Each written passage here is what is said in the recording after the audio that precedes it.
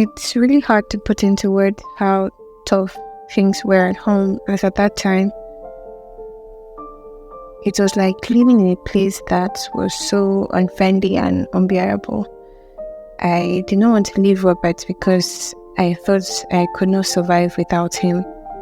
Life with Robert was all about luxury, and I could not imagine a better life without him. But then things started to change. Robert, who never abused me, started treating me so badly, both emotionally and physically. He wanted me out of his house. He hated the baby, and he told me I was beginning to smell like her. I even had moments where I wanted Hope to die, but she was so determined to leave. Even when I tried to stop her, she just kept playing by herself. And because of the whole Hope situation, I stayed indoors all the time, so I could not go out with Robert anymore. And deep down, I knew he was seeing someone else. But I was so focused on taking care of Hope that I did not feel the emotional pain. I had given up on finding Jane, and I was just waiting to die, like for death to just come take me. Hope was growing, but not in a normal way. When she turned 2, Robert came back one day to pack up all his things. He told me that since I was not ready to leave, that he would leave instead. He said I could keep the house and the gas station, and he even promised to put some money in my account. So I cried and begged him not to leave, but he still insisted that he was going to leave. Well, I told him I was willing to do anything, even kill Hope. But he told me that his heart was no longer with me, so there was no point. He said he loved someone else and he wanted to marry her. Well, it was heartbreaking, but I just knew I had to let him go. And then he said something that really touched me, like it really hurt. He told me that people were spreading rumors about him, saying that he was involved in rituals and using Hope to gain more wealth. But that was not true at all. He earned his money through hard work and smart investments since he was just 18 years old. So it really tore him apart to hear all those rumors. And to make matters worse, Jane was also missing. So he pleaded with me to let him go, and he left. For days, I could not even bring myself to take a bath. And I did not want to go back to my family because I knew that they would make fun of me.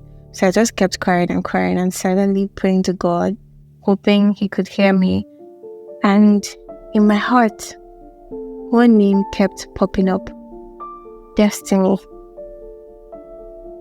It had been over 5 years since I last heard from her, so I had no idea where she could be.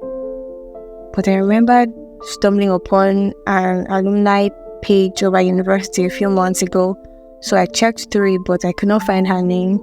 However, I did see the name of Brother Kennedy, so I decided to give him a call, hoping he might have Destiny's contact.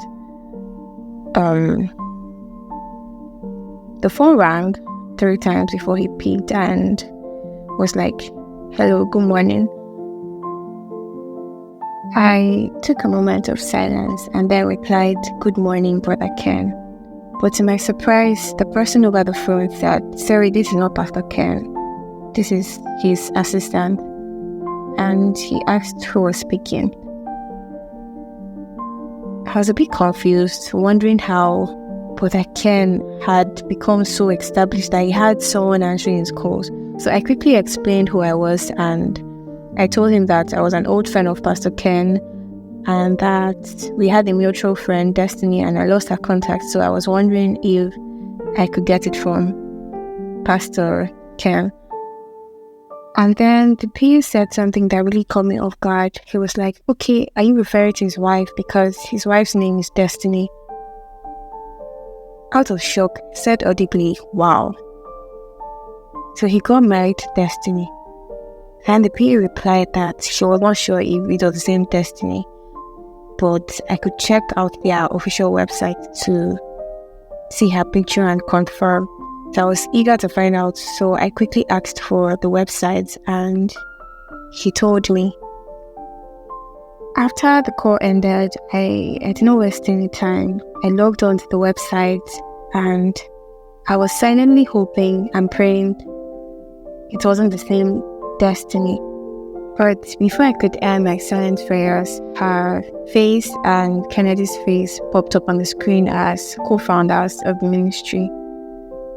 So for the next 3 hours, I was glued to my screen, watching videos of Destiny ministering to singles.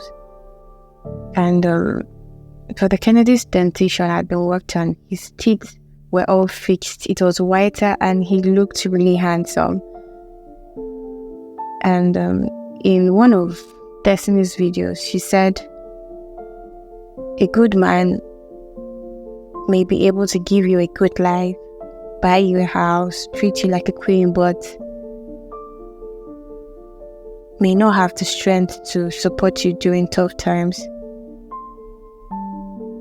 So she was like saying or encouraging singles to pray to God, work on themselves, and that they will attract the best man who has both qualities of a good man and the ability to stand by them when things get rough.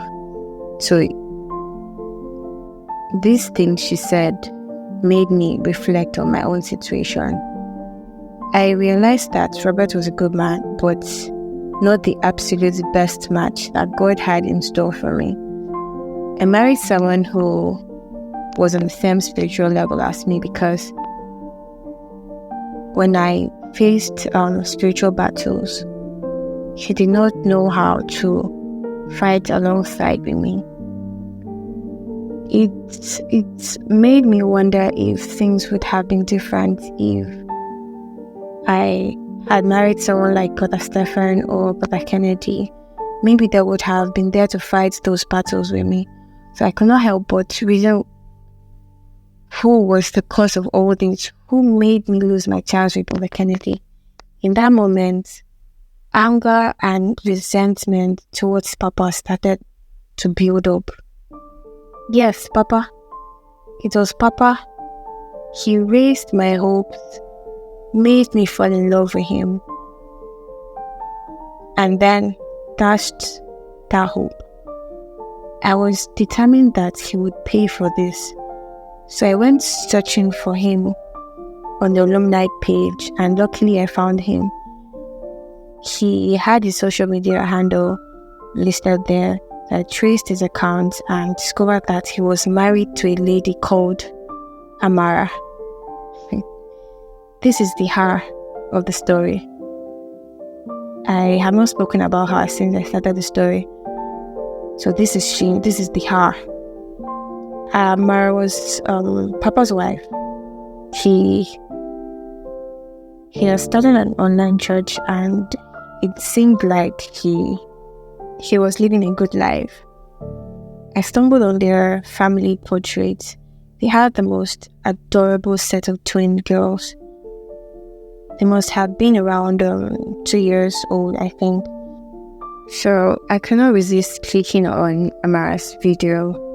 It was a video about her telling her story, how as a sickle cell child, her family and other people thought she would not live past her youthful age. And she talked about meeting Christ and how her story changed and how she achieved all she had with help from God, being married and having beautiful kids. I could not believe that Papa had married a Sicle over me. And not only that, he was living a seemingly good life with their 2 adorable kids. I could not accept that. I could not accept that Papa could have a good life while I was left with sorrow, when he was the one who made me lose Brother Ken. No, nah. So I made up my mind. It was either the Sicle got out of the way, or I would go after him and her for revenge and reclaim what should have been mine. I had lost Jane, so there must be a replacement.